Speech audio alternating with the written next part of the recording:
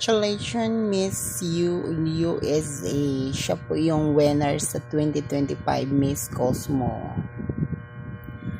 Bukod sa ganda at charisma ni Miss USA ay pinamalas niya yung kanyang sagot sa Q&A portion. Kaya po siya nanalo sa Miss Cosmo 2025. Pero dito sa kanyang achievement, guys, hindi ko nakitaan siya, guys, nang may award siya, guys.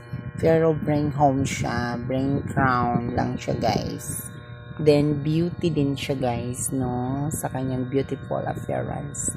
Maganda rin siya, guys. Actually, si Miss USA ay siya is beautiful. Then maganda yung gown niya, maganda yung performance niya sa stage or pasok siya sa panglasa ng bayan ng Pilipinas.